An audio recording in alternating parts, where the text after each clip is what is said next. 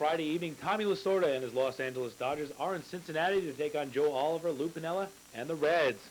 In the bottom of the third with the score tied up at 1-all. 2 outs, runners at first and second. Todd Benziger at bat against Los Angeles starter Mike Morgan.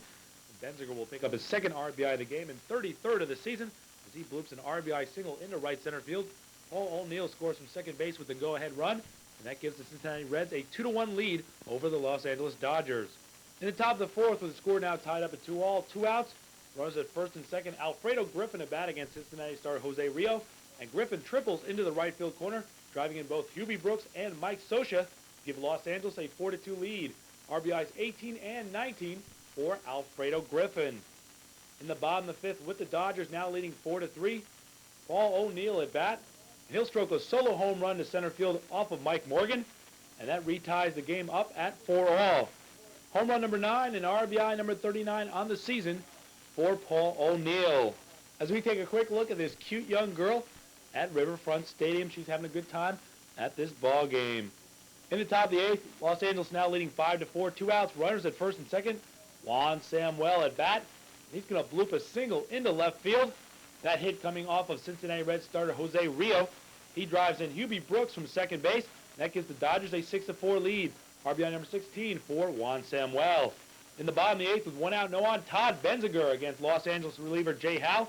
And he strokes a solo home run to right field. It's his 3rd RBI of the game and 34th of the season. But Cincinnati still trails 6-5 after 8 innings of play. In the bottom of the ninth with 2 outs and 2 on, Jay Howe still on in relief for the Dodgers. And guess who's up? Todd Benziger once again. He doubles into the right field corner. Paul O'Neill comes in to score the tying run. That ties the game up at 6-all. Eric Davis, trying to score all the way from first base, is thrown out at the plate. First he's called safe, but Mike Scioscia has blocked the plate successfully. Eric Davis, with what would have been the winning run, is called out. The game goes into extra innings. Cincinnati Reds manager Lou Piniella goes berserk. He's eventually ejected from the game. The Reds would protest this game because of the call on this play. We're going to take one more look at it. Mike Scioscia has the plate blocked. Home plate umpire Terry Tata at first calls Eric Davis safe. Then Mike Scioscia shows Tata the ball, shows him that he has blocked the plate, and Davis is called out to end the 9th inning. Todd Benziger will go 3 for 5 with 4 RBIs tonight. In the top of the 10th with 2 outs and 2 on, Alfredo Griffin picks up his 3rd RBI of the game and 20th of the season, which ends up the game winner. He singles left field off of Randy Myers. Eddie Murray scores from second base. The Dodgers hold on to beat Cincinnati by the final 7-6 in 10 innings. The winning pitcher is Jay Howe. He's 3-4. The loser, Randy Myers, is 2-2. And Tim Cruz picked up his 3rd save. For baseball in Northern California, but not for A's fans, as they were shut out by a score of 5-0. Eric King going the distance as the White Sox beat the Oakland Athletics. In the top of the first inning, Sammy Sosa made it 1-0 with his 23rd RBI, a single to right center field scoring Carlton Fisk. The defensive play of the game came in the bottom of the second inning, and it was made by White Sox center fielder Lance Johnson, as Mark McGuire hit one deep to the right center field gap. Right at the 375 mark, Johnson makes a reaching grab. He tumbles into the wall, but he comes up with the ball. He and Sammy Sosa celebrate the catch out in right center field. It's definitely worth another look. This comes in the bottom of the second inning. The story of the game was Eric King for the Chicago White Sox as he went the distance, improving his record to 7-1 on the season. He also struck out a season-high 9 batters while walking only 1. There he gets Walt Weiss to look at a called 3rd strike in the bottom of the 3rd inning. It stayed 1-0 until the top of the 6th inning when the White Sox would explode for 4 runs on the strength of 2 two-run homers. The first one coming off the bat of Dan Posko as he would swing the opposite way. This came off starter and loser Scott Sanderson. It was his 7th home run of the year, scoring Robin Ventura to make it 3-0. Then a little bit later, Sanderson would give up another 2-run homer to left, this time to Scott Fletcher, who drills one to left field. Only his 2nd home run in the year, RBIs number 16 and 17, scoring Carlton Fisk. That made it 5-0, and that would be the final score. The White Sox moved within 3 games of the Oakland Athletics in the American League West as they start a 3-game series on Friday night. King gets the final out by getting Terry Steinbach to fly out to Sammy Sosa, ending it. King lowers his ERA from 2.41 and improves to 7-1 on the season. Scott Sanderson fell to 8-4.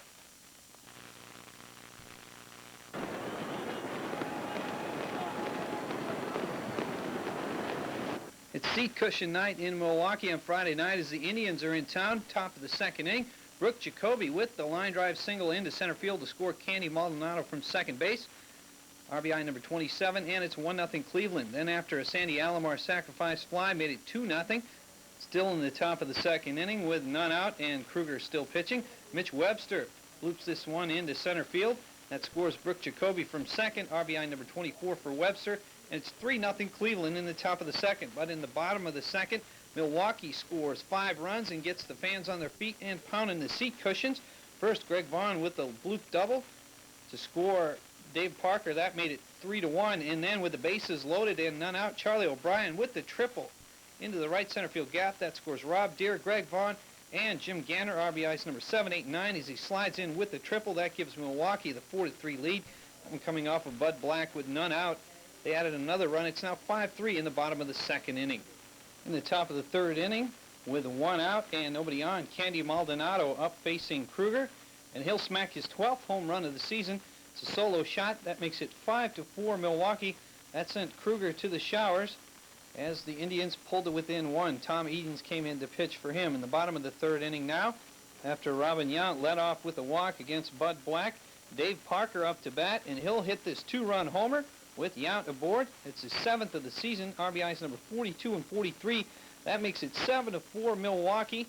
The Brewers went on to win 9-7. Tom Edens got the win. Bud Black took the loss, and Dan Plesac got his 13th save on seat cushion night.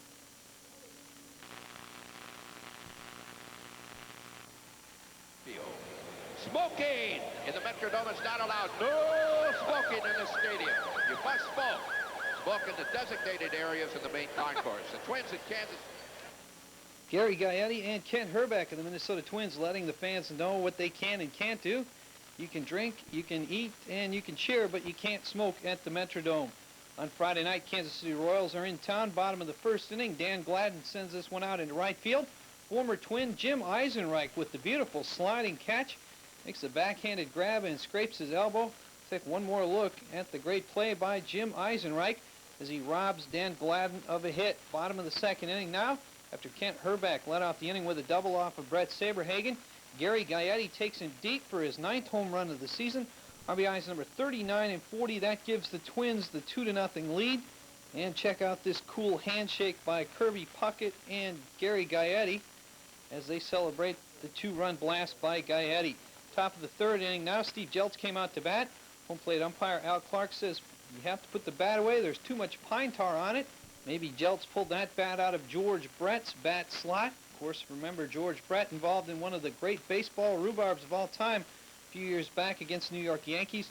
He had a home run called back because it had too much pine tar, and Royals trainer Mike Wallace cleans it up for Jeltz. Kevin Tapani went 8 innings for the Twins, allowing only 4 hits, and he retired 16 in a row at one point. Here he ends at the top of the 6th by striking out Danny Tartabull. Now in the top of the 9th inning with the score 3-1 Minnesota, Rick Aguilera on. 2 outs. Willie Wilson slaps this one down to Gary Gaetti. He beats it out for the infield single. RBI single for Wilson as Tartabull scores. That made it 3-2. But Aguilera would nail down his 17th save as he gets Kurt Stillwell to bounce out to Kent Herbeck to end it. The final is 3-2 Minnesota. Saberhagen takes the loss. He's 5-7. Tapani gets the win. He's 8-4. And the Twins win for only the 2nd time in their last 15 games. Montreal Expos moved to within a half a game of first place in the American League East with a come-from-behind 4-3 victory over the Pittsburgh Pirates in Montreal on Friday night. Barry Bonds went 3 for 3 for the Pirates, including this 2-run single in the top of the third inning that scored Jay Bell and Andy Van Slyke, staking Pittsburgh to a 2-0 lead in the top of the third. The Expos got one of those runs back in the bottom of the 4th inning as Walt Terrell surrendered this solo home run to Larry Walker. To straightaway center field, it was Walker's 5th home run in the year, RBI number 14, and the Expos pulled to within 2-1 in the bottom of the 4th inning. Walt Terrell was a little shaken, and he walked the bases loaded after that home run, but he got out of the jam by getting the final 2 outs of the inning. Here he strikes out Tom Foley for the 2nd out. Then he would get opposing pitcher Kevin Gross on a fielder's choice to get out of the bases loaded jam, holding on to a slim 2-1 lead. In the top of the 6th inning, the Pirates would increase that lead to 3-1 as Mike LaValliere will come up with an RBI single, his 12th RBI of the year as he singles to right field. Barry Bonds comes in to score from second base, and the Pirates have a 2-run lead at 3-1 in the top of the 6th inning. The Expos tied it with 2 runs in the bottom of the 7th inning. The first one coming off the bat of Otis Nixon as he knocks Terrell out of the game with a double down the left field line, scoring Tom Foley all the way from first base. A sacrifice fly by Dave Martinez would tie the game at 3 after 7 innings. Bill Sampson improved his record to 6-0 on the year, but he pitched to only 1 batter, this in the top of the 8th inning.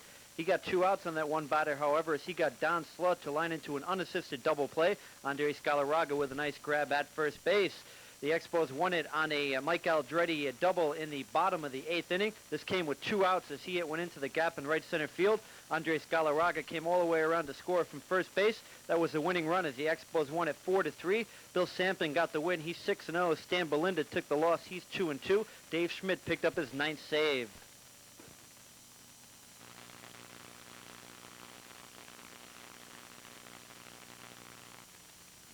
On Friday evening at Shea Stadium, the red-hot New York Mets welcome back Lenny Dykstra and Roger McDowell and the rest of the Philadelphia Phillies to Shea Stadium. We pick up action at the top of the first. No score, 2 outs, runners at first and third. John Kruk at bat against New York starter Frank Viola, and Kruk strokes a line drive single into left field, driving in Lenny Dykstra from third base, and the Philadelphia Phillies lead 1-0. RBI number 28 for John Kruk. In the bottom of the first with no outs, runners at first and second. Darryl Strawberry against Philadelphia starter Ken Howell. He rips a single into right field. Dave Magadan scores from second base. And this ties the game up at 1-1. RBI number 39 for Darryl Strawberry. A quick look at a couple of Phoenix Communications employees at the game tonight. Producer Roy Epstein and Joe Levine and their wives enjoying the Mets taking on the Philadelphia Phillies. With New York leading 2-1 on a Ken Howell error in the bottom of the second. Still the bottom of the second, 2 outs and 2 on. Dave Magadan, who was also red hot, singles into right field, driving in both Frank Viola and Howard Johnson to give the New York Mets a 4-1 lead. RBI 17 and 18 for Dave Magadan. New York would take a 5-1 lead in the bottom of the second on a bases-loaded walk to Kevin McReynolds. In the top of the third, Frank Viola is cruising along with that 5-1 lead. He's pitching a strong ball game. Here gets Tommy Herr looking at a called third strike for the first out of the inning. Herr is strikeout victim number 3 of 4 for Frank Viola through 4.5 innings. Viola got some defensive help tonight in the top of the 7th with 1 out and Lenny Dykstra on first base. Tommy Herr grounds the ball to a diving Howard Johnson, who flips to Greg Jeffries at second base to force Dykstra. A great play by Howard Johnson. Viola will strike out 8 tonight and become the National League's first 10-game winner and raise his record to 10-3. Mets beat the Phillies by the final score of 5-1. Losing pitchers Ken Howell, his record falls to 8-4. On Friday evening, George Sparky Anderson and his Detroit Tigers are in California at the Big A to take on the California Angels. Tonight's game was an old-fashioned pitcher's duel. We pick up action in the top of the second, 2 outs. California starter Chuck Finley strikes out Lloyd Mosby to end the inning. Finley strikes out the side in the top of the second. Lloyd Mosby is strikeout victim number 5 through 2 innings for California Angels starter Chuck Finley. Tiger starter Brian DuBois was just as tough. He went 7 innings, allowing 4 hits, no runs. He walked 4 and struck out 5. Here in the bottom of the 4th, he strikes out Donnie Hill swinging for the first out of the inning. Great outing by Brian DuBois of the Detroit Tigers. But the real story tonight was Chuck Finley. He went 8 1/3 innings. He allowed 3 hits, no runs. He walked 4, and he struck out 9. Here in the top of the 6th, Chuck Finley works out of a bases-loaded jam. He struck out the last 2 batters in the inning. Here he strikes out Jim Lindeman swinging for the last out and gets himself out of a bases-loaded jam. Jim Lindeman is Chuck Finley's 9th strikeout victim of the game. Great job of pitching by California Angels starter Chuck Finley. The game remains scoreless as we move to the bottom of the 9th with no outs and Wally Joyner on first base. The old reliable veteran Dave Winfield steps up to the plate against Detroit reliever Paul Gibson. And on an 0-1 pitch, Winfield doubles down the left field line. California Angels third base coach Moose Stubing waves Wally Joyner around third base. Alan Trammell's relay throw to the plate is not in time. Joyner scores, and the California Angels win in dramatic fashion on that Dave Winfield RBI double in the bottom of the 9th as the California Angels defeat the Detroit Tigers by the final score of 1-0. Winning pitcher in relief is Scott Bales. He's 2-0. Losing pitcher Paul Gibson in relief. He's 2-2.